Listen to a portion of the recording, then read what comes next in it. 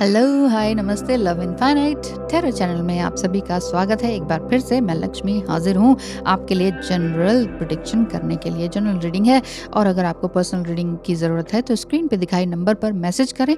Story मत message करें, आप ये मैसेज करें कि फ़ी क्या है, ठीक है? और इसके बाद फिर हमारा टाइम स्लॉट बुक कर लिया जाएगा पेमेंट के बाद। तो चलिए, आज की रीडिंग में हम देखेंगे कि आपका चाहे किसी भी तरह का कनेक्शन है, चाहे किसी भी तरह की सिचुएशन है, मैरिड, अनमैरिड, डिवोर्सी, व्हाटएवर, लेकिन आपका कनेक्शन किसी के साथ है और कोई एक प्रियतम है, कोई एक लवर है। ऐसा लग रहा है कि कोई तो है मेरी ज़िंदगी में ना, तो क्या रियली वो आपको मिस कर रहे हैं कि नहीं? Is he really missing you और नॉट? ही और शी कुछ भी हो सकता है। ही बोलना थोड़ा आसान होता है और ज़्यादातर फीमेल्स देखती हैं, इसलिए ही का ज़्यादा प्रयोग किया जाता है, समझ रहे हैं ना? और ज़्यादातर जो मेल्स हैं वही छोड़-छोड़ के भागते हैं, ये भी आप समझते हैं। जो बेसिकली ज़्यादातर का मतलब है जो मेजॉरिटी ऑफ सिचुएशंस होती हैं वो उसमें। इस वजह से ज़्यादातर ही लिखा जाता है या ही बोला जाता है और इज़ ही मिसिंग यू इस तरह से बोला जाता है। तो अगर आपके पार्टनर फीमेल है तो उनके अंदर भी इस तरह के मस्कुलाइन या डिस्टॉर्टेड मस्कुलाइन वाले ट्रेट्स हो सकते हैं। तो चलिए शुरू करते हैं। Is he really missing you और she is really missing you? क्या फ्यूचर में आप दोनों का कुछ ऐसा प्लान हो सकता है कि नहीं आगे बढ़ने का? ओहो! करंट एनर्जी आपके पार्टनर की किस तरह की है? क्या इस मंथ में उनको वाक़ई आपकी याद आ रही है कि नहीं?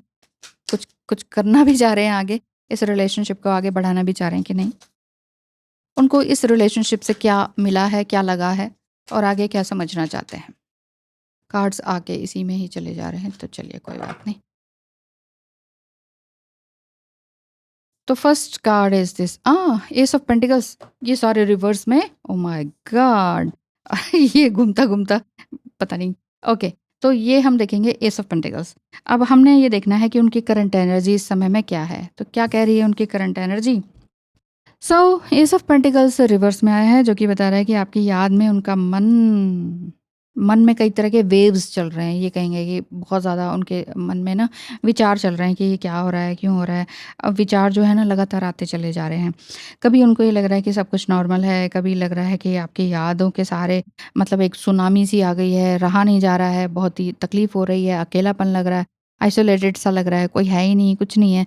मतलब समझ का एक तरह से अभी फेर दिखाई दे रहा है कि समझ पा रहे हैं कि नहीं पा रहे हैं इस जर्नी को या अपने आप को या इस कनेक्शन के बारे में।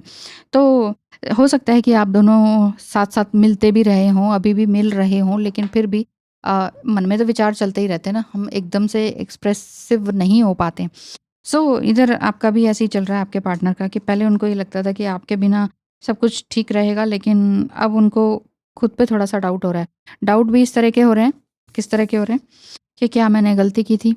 मैंने क्या कुछ गलत किया हुआ है कि क्या वो वाक़ई मेरी लाइफ़ में बेस्ट पार्ट थी? क्या मैं छोड़कर भागा हूँ या सिचुएशन ने मुझे भगा दिया है? मतलब छोड़ना भी नहीं चाह रहे थे लेकिन हो गए हैं आप दोनों अलग कहीं न कहीं, ऐसा दिख रहा है।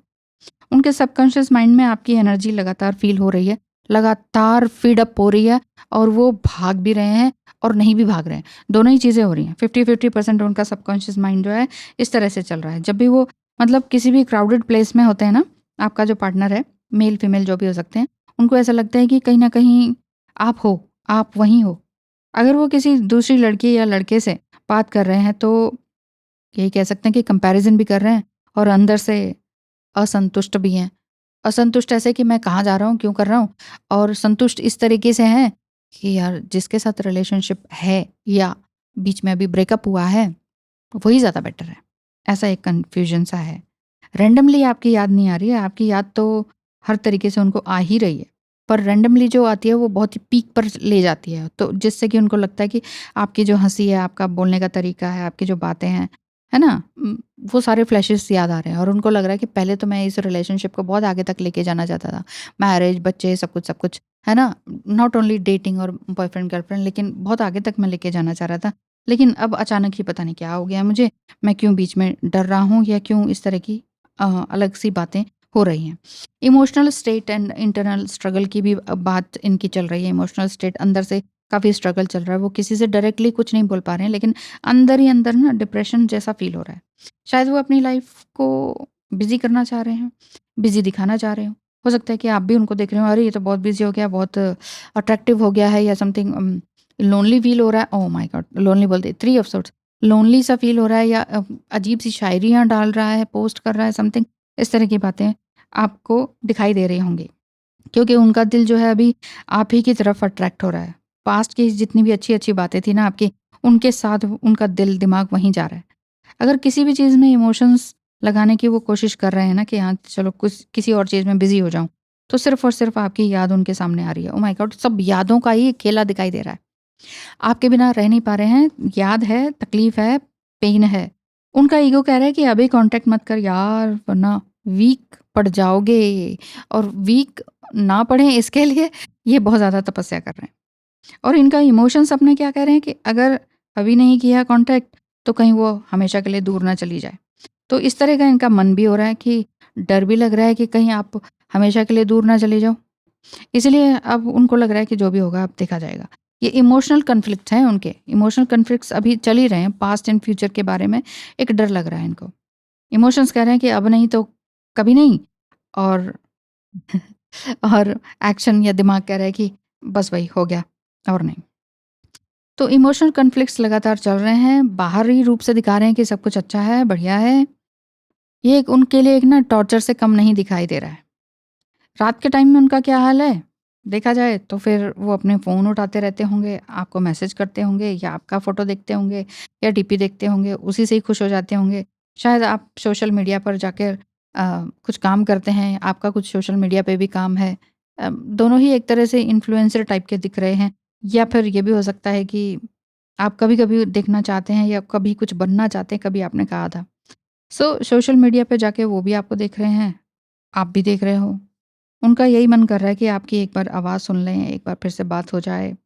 लेकिन जो है ना ईगो उनको रोक रहा है। अभी बार-बार कह रहे हैं कि अभी टाइम नहीं आया, अभी टाइम नहीं आया, अभी टाइम नहीं आया। तो इस तरह से वो अपने ईगो को बूस्ट अप करने की कोशिश में लगे हुए हैं। तो क्या नियर फ्यूचर में वो वापस आएँगे कि नहीं? नियर फ्यूचर में आपका पार्टनर वापस आएगा कि नहीं? नेक्स्ट फ्यू डेज़ का क्या प्लान है? एक्चुअली नेक्स्ट फ्यू डेज़ में वो अपने आप को बिज़ी दिखाने की कोशिश करेंगे और शायद अपने फ्रेंड्स के साथ भी हैंग आउट करें, लेकिन दिल नहीं लगेगा इनका।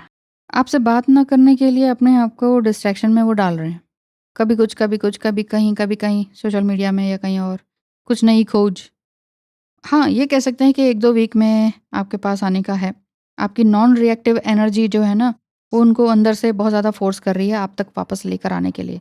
Opening to your spiritual sources, कहीं न कहीं वो अपने स्पिरिचुअल साइड को भी इग्नाइट कर रहे हैं, आप ये कह सकते हैं। उनके मन में ये सब कुछ चल रहा है कि अगर मैं पहले स्टेप ना लिया, तो फिर क्या होगा? शायद ये चैप्टर हमेशा के लिए तो नहीं क्लोज़ हो रहा। एक अजीब-सा डर भी है, लेकिन भागना भी दिखाई दे रहा है। शायद वो इनडायरेक्टली कोई स्टोरी या स्टेटस डाल रहे हों, जो कि आपके लिए ही हो। Infinite abundance, abundance is pouring into your life. लेकिन इधर से मुझे ऐसा दिख रहा है कि आपकी लाइफ में बहुत कुछ अच्छा हो रहा है, जब से आप साइलेंट हुए या शांत हुए, है ना? तो ऐसा दिख रहा है कि मैच्योरिटी उनकी भी हुई है और आपकी भी हुई है। अब ऑल इन ऑल देखा जाए तो कुछ हफ्ते का, कुछ महीनों का दिख रहा था, लेकिन ऑल इन ऑल देखूँगी तो 1 महीने के अंदर उनका इस तरह से और भी ज़्यादा स्ट्रॉन्ग होना और एक बार आपसे सक्सेसफुली बात करना दिखाई देता है। लेकिन अगर उनका ईगो कुछ ज़्यादा ही है तो वो वेट करेंगे कि आप पहले स्टेप लें। अगर इमोशंस इनके जीत जाते हैं तो वो डायरेक्टली या इनडायरेक्टली आपसे कॉन्टैक्ट करने की सोच सकते हैं बहुत जल्दी, 1 महीने के अंदर-अंदर, इस फ़रवरी मंथ में, ठीक है? और ये भी हो सकता है कि कोई रैंडम एक्सक्यूज़ वो ढूँढे कि नहीं मैं बात तुमसे इसलिए नहीं कर पाया क्योंकि ये, क्योंकि वो। जैसे कोई पुराना जोक या कोई चीज़ बाद में लेकर आ जाएँ और उसी से ही बात नहीं शुरू करने लग जाएँ और उसी में ही कोई नया बहाना ढूँढने लग जाएँ। लेकिन आपको ये लग रहा है कि क्या मुझे इस इंसान का या इस रिलेशनशिप में इस इंसान का या इस रिलेशनशिप का वेट करना चाहिए कि नहीं? तो देख लेते हैं आपके लिए कार्ड। अगर वो सच में आपको मिस कर रहे हैं तो एक्शन भी लेंगे, लेकिन अगर सिर्फ़ एनर्जी फ़ील कर रहे हैं और कुछ कर नहीं रहे हैं तो इसका मतलब है कि वो अभी ईगो में ही हैं। आपका जो वर्क है अपने लिए, वर्क ऑन योरसेल्फ मोड, वो आपको अंदर तक क्यूरियोसिटी तक लेकर जाएगा आपको। रिलीज़ कंट्रोल, आप भी अपने मन के अंदर के जितने भी इमोशंस हैं उनको कंट्रोल कीजिए। एक लास्ट कार्ड और ले लेते हैं कि बेस्ट अप्रोच आपके लिए क्या होनी चाहिए? अननोन टेरिटरी, यस आप भी अननोन टेरिटरीज़ में जाइए, घूमिए-फिरिए, मज़े कीजिए, लाइफ़ को एन्जॉय करना सीखिए। अच्छी जगह में, अच्छे नेचर में जाना और नई चीज़ों को एम्ब्रेस करना।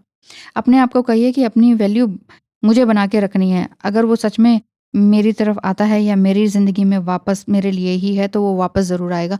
तो मुझे किसी चीज़ से डरने की ज़रूरत नहीं है। वो भी एक्सप्लोर कर रहे हैं लाइफ़ को, आप भी एक्सप्लोर कीजिए अपनी लाइफ़ को, अपनी जिस जर्नी को। और किसी भी तरह के अंदर का जो कंट्रोल्ड नेचर है ना, हमारा होता ही है। सबको जज करते हैं, कंट्रोल करते हैं, तो वो चीज़ नहीं होनी चाहिए। उस चीज़ का ध्यान अपने ऊपर रखिए। अगर ये जर्नी आपकी इस सिचुएशन से मैच करती है, तो कमेंट में बताइएगा कि क्या फ़ील आप कर रहे हैं।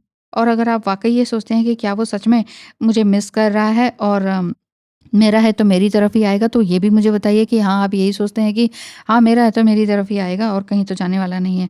लेकिन अगर आपको रियली एक प्राइवेट रीडिंग या पर्सनल रीडिंग की ज़रूरत है, तो क्लैरिटी के लिए आप पर्सनल रीडिंग करवा सकते हैं। आज के लिए इतना ही। Thank you so much. I hope कि आपको काफ़ी क्लैरिटी मिली होगी। Thank you so much. Bye bye.